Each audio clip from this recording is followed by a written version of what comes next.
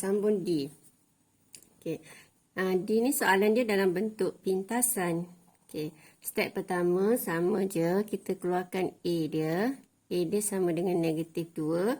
Negatif, kalau negatif kecil ke besar daripada kosong? Kecil pada kosong. Kalau kecil, kita senyum ke masam? Kita sedih. Jadi masam. Okey. Lepas tu step kedua, X sama dengan kosong.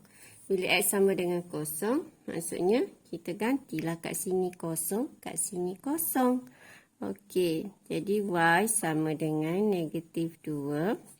Kosong tolak 1. Kosong tolak 3. Jadi kita akan dapat negatif 2 darab negatif 1 darab negatif 3. 2 darab 3, 6. Negatif, negatif, negatif. Jadi negatif. Jadi koordinat dia adalah 0, negatif 6.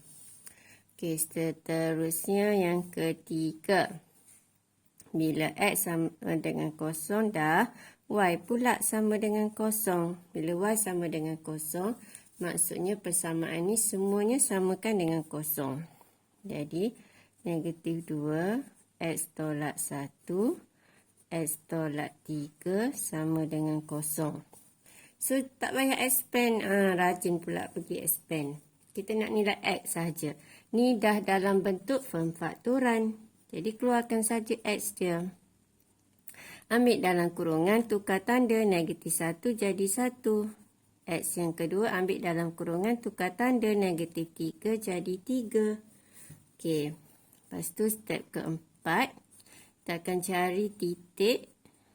Titik apa ni? Dot atas. So, titik maksimum nama dia. Okey, so titik maksimum dia adalah berapa? Okey, jadi kalau dia bagi bentuk pintasan ni, kita terus ambil titik tengah dia. Kita dah ada X ni, kita nak cari titik maksimum untuk X, ambil 1 tambah 3 bahagi 2. Okey.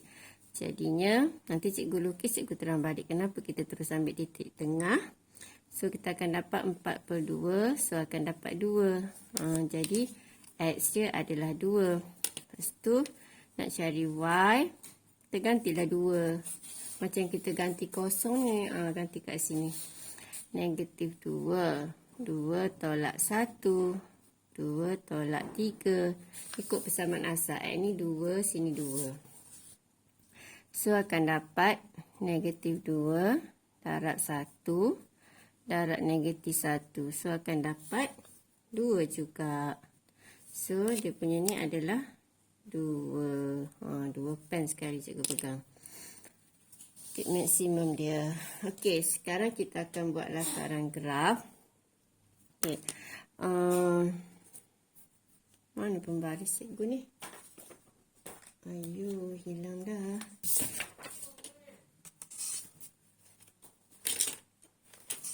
Okey, yang panjang je ada. Okey, so kita buat paksi X.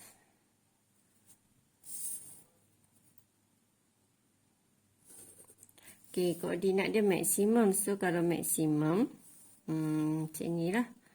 Lebih kurang. Okey. Kalau nak buat ni dulu, lepas tu baru nak buat paksi pun boleh. Okey, so dia antara 1 dengan 3. Maksudnya tak jauh beza lah. 1 dengan 3. Maksudnya jarak dia tak apa jauh. Okey, lepas tu kita tengok kosong kat mana. Mula-mula kita ambil pintasan paksi X. Okey, 1 dengan 3. Faham? Lepas tu kita nak cari paksi Y kat mana. Kita kena cari koordinat kosong. Jadi sini 3, sini mesti 2, sini 1, 0. Lebih kurang kat sini lah. Okey.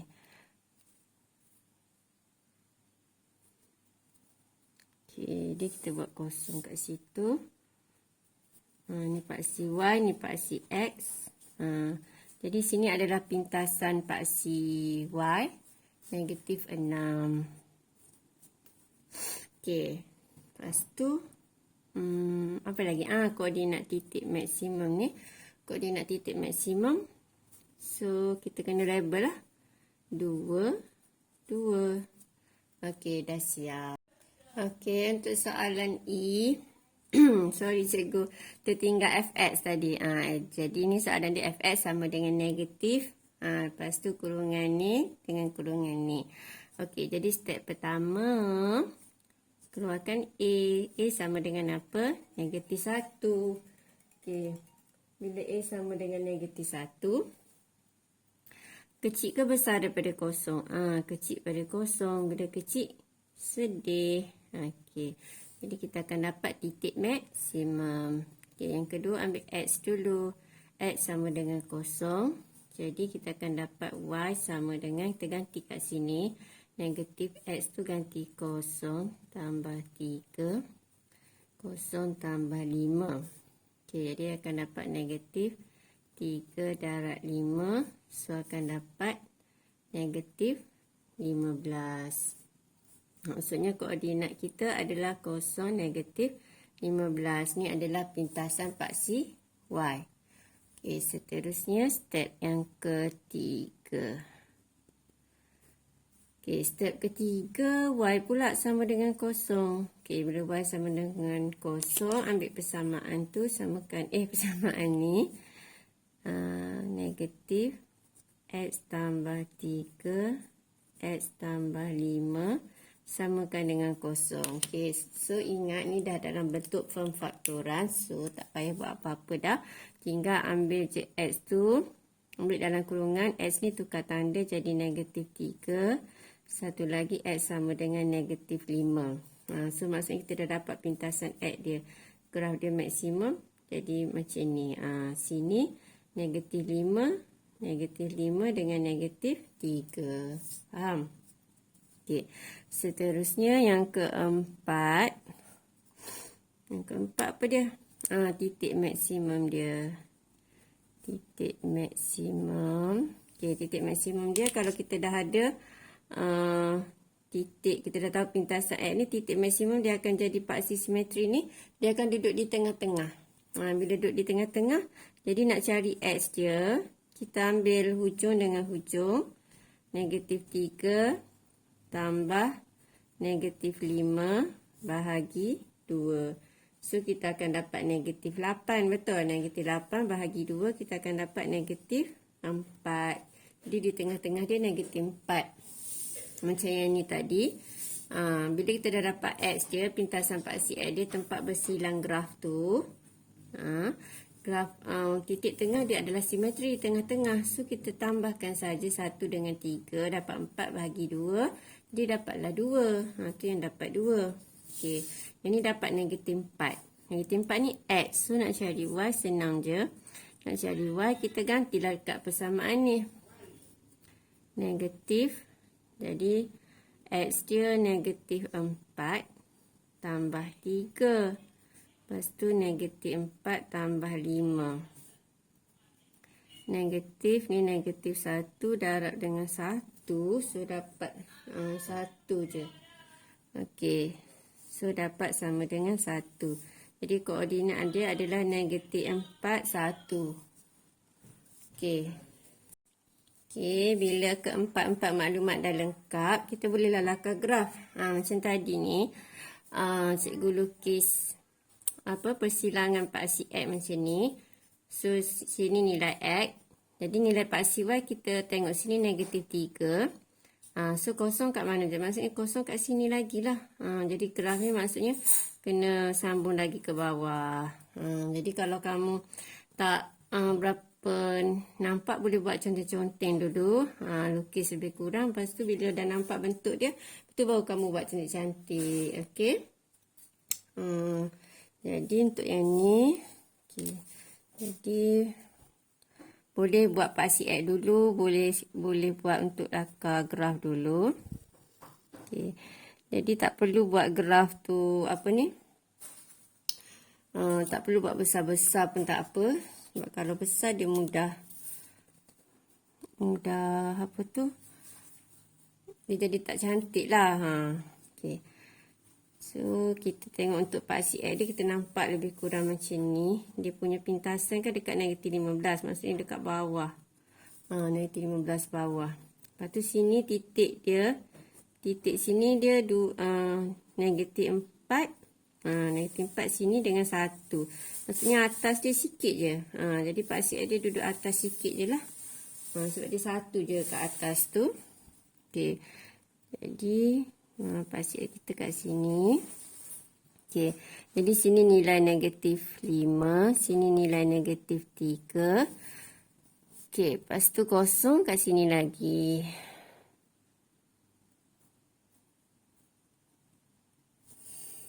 Okey. Ni cikgu sambung lagi. Jadi sini adalah negatif. Ni tengok sini. Negatif 15. Pintasan Pakcik Y dia. Okey. Sini kita label titik koordinat. Titik maksimum dia. Negatif 4, 1. Okey. Ni Pakcik Fx.